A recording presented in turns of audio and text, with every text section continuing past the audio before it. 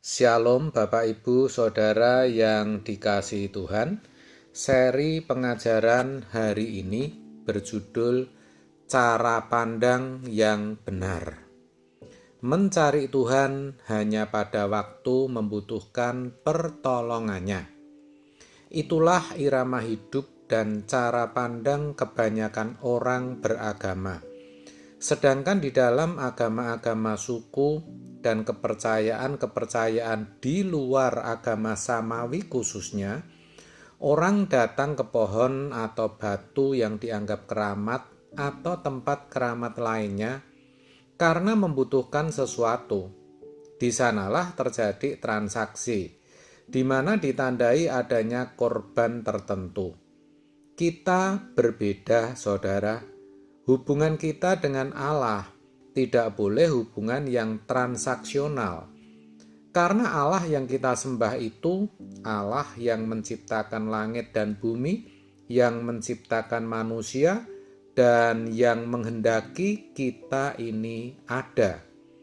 Ia punya segalanya kok. Sebenarnya ia tidak membutuhkan apa-apa dan bisa tidak membutuhkan siapa-siapa. Maka, ketika Allah menciptakan manusia dan memberinya kehendak bebas, free will, atau liberum arbitrium dalam istilah Latinnya, sejatinya Allah sedang beresiko. Karena dengan memiliki pikiran dan perasaan, yaitu komponen seperti yang ada dalam diri Allah, manusia menjadi makhluk kekal. Kalau binatang tidak memiliki komponen seperti yang dimiliki manusia, maka secerdas apapun, ketika binatang itu mati, semua selesai. Manusia tidak begitu. Dengan pikiran dan perasaannya, manusia bisa menciptakan kehendak. Di sini kita harus tahu bahwa kehendak manusia bukan Allah yang mendesain atau Allah yang mengatur, tetapi manusia sendiri yang menciptakan kehendaknya. Manusia bisa menyukakan hati Tuhan, tetapi bukan tidak mungkin bisa juga memberontak dan melawan Allah. Makanya, tadi saya katakan, dengan menciptakan manusia, Allah memiliki resiko. Manusia pun menjadi makhluk yang berisiko tinggi, karena apa yang ditabur itu juga yang akan dituainya. Bahkan tuaian itu bukan hanya sementara kita ada di dunia, tetapi sampai di keabadian nanti. Sayang sekali, karena penyesatan kuasa gelap, banyak orang tidak mengerti akan hal ini. Mereka tidak berpikir dari perspektif kekekalan. Padahal, sebagai makhluk kekal, harusnya cara berpikirnya, cara pandangnya selalu harus dari sudut pandang kekekalan. Kalau mau jujur, banyak di antara kita yang belum memiliki perspektif kekekalan. Itu karena cara hidup yang kita warisi dari nenek moyang kita, yaitu model atau gaya hidup manusia yang perspektifnya adalah kefanaan, dan itu sia-sia. 1 Petrus 1 ayat 18. Memang tidak semua kita begitu, tetapi kebanyakan seperti itu, termasuk orang-orang Kristen yang rajin ke gereja, aktivis, dan bahkan pendeta. Tentu itu menyedihkan ya saudara. Bagaimana tidak bisa menjadi aktivis jemaat atau sebagai hamba Tuhan, tetapi tidak memiliki cara pandang kekekalan. Yang begitu saudara, bisa dipastikan orientasi pelayanannya hanya menyangkut pemenuhan kebutuhan jasmani, dan itu menyesatkan jemaat. Gereja sebagai agen Tuhan yang harusnya bisa memberikan nasihat dan tuntunan guna menjalani hidup, malah hanya memberikan khotbah-khotbah yang tidak membuka wawasan untuk menembus batas. Gereja hanya bicara mengenai berkat jasmani, pertolongan Tuhan sekitar masalah-masalah fana dunia. Akibatnya, bukannya menjadi semakin dewasa, jemaat justru terkungkung dan terbelenggu oleh pola berpikir, oleh cara pandang yang salah, dan menjadi semakin duniawi. Padahal kita saja yang sering berbicara mengenai langit baru dan bumi baru, belum tentu sudah keluar dari cara berpikir yang salah, belum tentu sudah menembus batas, belum tentu sudah terbang seperti Raja Wali.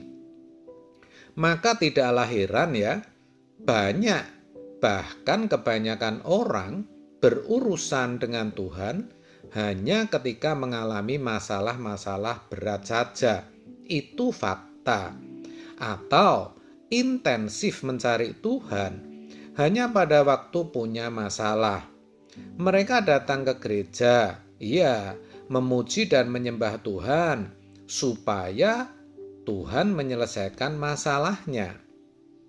Mereka memberikan persembahan, ya, tapi supaya Tuhan berkati berlipat kali ganda. Itu namanya transaksional. Mencari Tuhannya itu tidak natural. Saudara, Allah yang kita sembah itu Allah yang menciptakan langit dan bumi. Dia menciptakan manusia dengan tujuan ilahi, dengan divine purpose. Namanya tujuan ilahi pasti terkait dengan kekekalan. Jadi mari kita sadar, jangan mau terkungkung dengan cara berpikir manusia, dengan cara pandang di sekitar kita yang hanya sebatas kubur. Belajarlah melihat apa yang ada di balik kubur, beyond the grave, after the grave. Saudara, harus diakui bahwa pola pikir atau cara pandang kita yang salah itu sudah terlalu lama, di mana filosofi dan prinsip hidup kita hanya pada pemenuhan kebutuhan jasmani. Dan itu kita anggap wajar. Maka tidak heran setelah mendengar khotbah, puji-pujian yang selalu bertemakan mengenai kekekalan, mengenai langit baru, bumi baru, mengenai surga, mengenai Yerusalem baru, hanya membuat kita sadar sesaat, berubahnya sesaat, yaitu waktu di gereja saja.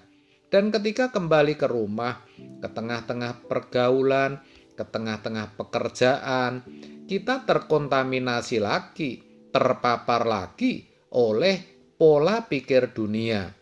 Kita kembali menjalani hidup tanpa takut akan Allah. Padahal kita tidak tahu kapan akhir hidup kita. Sadar saudara, kita harus sungguh-sungguh berkemas-kemas. Ibarat penumpang pesawat, kita itu sudah pegang boarding pass. Jangan menunggu dan jangan berharap ada delay, apalagi cancel. Tidak ada saudara. Kalau Tuhan sudah tetapkan waktunya, tidak ada yang bisa menunda, memperpanjang, atau menghentikan. Walaupun sehasta untuk umur hidup kita. Kata Tuhan Yesus begitu. Lukas 12 ayat 25. Jadi, mari ubah cara pandang, cara berpikir kita. Miliki perspektif kekekalan. Pola pikir atau cara pandang yang orientasinya kekekalan. Jangan seperti anak-anak dunia, supaya kita bisa mengerti apa yang menjadi kehendak Allah dalam hidup kita dan kita lakukan. Roma 12 ayat 2. Jangan sombong saudara. Mungkin hari ini kita sehat, banyak uang, punya relasi. Namun ingat, suatu saat kita harus berhenti dari kehidupan di bumi ini. Pertanyaannya, sudahkah kita layak masuk ke dalam rumah Bapa? Itu yang harus kita pergumulkan setiap saat. Amin. Tuhan Yesus memberkati.